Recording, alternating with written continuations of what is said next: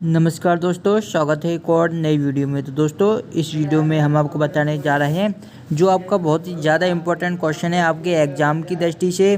तो यहाँ पर देखिए दोस्तों, आपका क्वेश्चन है स्थायी भाव और संचारी भाव में अंतर लिखिए। यानी कि जो स्थायी भाव होते हैं उनके बारे में डिटेल से जानेंगे और जो आपका संचारी भाव होता है उसके बारे में भी हम आपको डिटेल से समझाने वाले हैं। तो वीडियो को अंत तक जरूर देखिएगा। अगर आप वीडियो को अंत तक देखेंगे तो यह क्वेश्चन आपका यहीं पर कंप्लीट हो जाएगा और आपको बार बार क्या है इस क्वेश्चन की टेंशन लेने की ज़रूरत नहीं रहेगी। ठीक है, तो चलिए दोस्तों वीडियो को स्टार्ट करते हैं।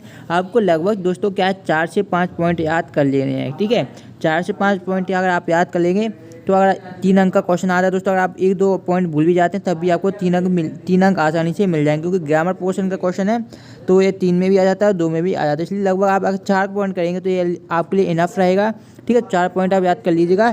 तो चलिए दोस्तों स्टार्ट करते हैं आज की वीडियो को। ठीक है, सबसे पहले क्या करना है दोस्तों, आपको संचारी भाव की डेफिनेशन पता होनी चाहिए और जो आपको स्थायी भाव की डेफिनेशन और संचारी भाव की डेफिनेशन पता होनी चाहिए कि स्थायी भाव क्या होता है, संचारी भाव क्या होता है। क्योंकि ऐसा भी क्वेश्चन आता है कि स्थायी भाव किसे कहते हैं, संचारी भाव किसे कहते हैं, तब आपको प्रॉब्लम हो सकती है। इसलिए आपको डेफिनेशन पता होनी चाहिए। तो चलिए देखते हैं पहला पॉइंट जो कि है आश्रय के चित्त में उत्पन्न होने वाले स्थिर मनोविकारों को स्थायी भाव कहते हैं। तो स्थायी भाव का जो बेसिक मतलब होता है दोस्तों, जो भाव स्थायी रूप से जो हमारे आश्रय में उत्पन्न होते हैं उन्हें हम स्थायी भाव बोलते हैं। जो स्थायी भाव होते हैं वो क्या स्थिर रूप से स्थित होते हैं। ठीक है, स्थिर रूप से। ठीक है, जबकि जो दोस्तों संचारी भाव होते हैं, यहाँ पर देखिए आश्रय के चित्त में उत्पन्न होने वाले अस्थिर मनोविकारों को संचारी भाव कहते हैं। ठीक है, यहाँ पर देखिए स्थायी भाव थे तो दोस्तों क्या था, स्थिर थे। ठीक है, जो मनोविकार किस प्रकार के थे, स्थिर थे। जबकि जो संचारी भाव इसमें क्या अस्थिर हैं, या हम बोल सकते हैं ये क्या दोस्तों, इसे पानी के बुलबुले के भांति भी बोला जाता है कि जो संचारी भाव होते हैं वो पानी के बुलबुले के समान होते हैं, आते हैं और चले जाते हैं, तो इन्हें हम क्या बोलते हैं, संचारी भाव बोलते हैं। तो आपको फर्स्ट पॉइंट अच्छी तरीके से याद हो गया होगा, क्योंकि देखिए स्थायी भाव आपको पास क्वेश्चन में देखने को मिलेगा, स्थायी भाव और संचारी भाव में अंतर। ठीक है, तो स्थायी भाव से आपको पता चल जाएगा कि ये मनोविकार क्या होते हैं, स्थायी रूप से उत्पन्न होते हैं और जबकि ये क्या है, ये अस्थायी रूप से उत्पन्न होते हैं। ठीक है, तो इसे आपको याद करने की बिल्कुल भी जरूरत नहीं है। एक पॉइंट तो आपको यहाँ पर कंप्लीट हो गया। ठीक है, अब आता क्वेश्चन जो पॉइंट नंबर 2 रहेगा कि स्थायी भाव उत्पन्न होकर नष्ट नहीं होते, अंत तक बने रहते हैं। ठीक है, तो फर्स्ट पॉइंट से ही कनेक्टेड सेकंड पॉइंट है, क्योंकि दोस्तों जो भी भाव हमारे मन में स्थायी रूप से रहेंगे दोस्तों तो वो नष्ट नहीं होंगे। स्थायी का मतलब क्या होता है, वो हमारे मन में हमेशा रहे। स्थायी का मतलब तो यही होता है, कोई भी क्वेश्चन अगर आप अच्छी तरीके से याद कर लेते हैं तो वो क्या है, स्थायी आपके क्या माइंड में फिट हो जाता है और जब भी एग्जाम आता है तो आप उस क्वेश्चन को लिख देते हैं। लेकिन कोई भी क्वेश्चन अगर आपने याद किया वो स्थायी नहीं है तो वो आप भूल जाते हैं। ठीक है,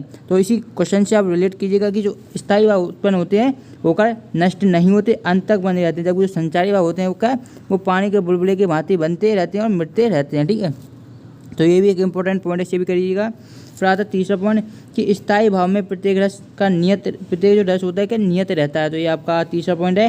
मतलब कि संचारी भाव होता है, एक ही संचारी भाव अनेक रसों के साथ रह सकता है। यानी कि संचारी भाव होता है वो अगर एक ही संचारी भाव है वो भी कई रसों के साथ रह सकता है। ऐसा नहीं है कि वो एक ही रस के साथ रहेगा, वो अनेक रसों के साथ रह सकता है। जबकि जो स्थायी भाव होता है वो प्रत्येक रस के साथ नियत रहता है। ठीक है, अब जो मोस्ट इंपॉर्टेंट पॉइंट है जो कि आपको क्या है ऑब्जेक्टिव क्वेश्चन भी बनता है, 1 अंक का क्वेश्चन पूछ लिया जाता है, एक वाक्य में आपको सही विकल्प में पूछ लिया जाता है, रिक्त स्थान में पूछ लिया जाता है। तो इसे अच्छी तरीके से याद कर लीजिएगा कि स्थायी भावों की संख्या कितनी है।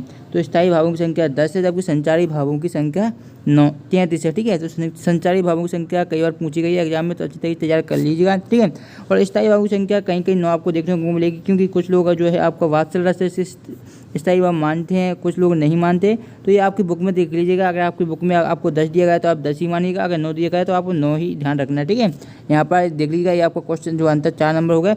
इस तरीके से आपको ये याद कर लेना, इस तरीके से।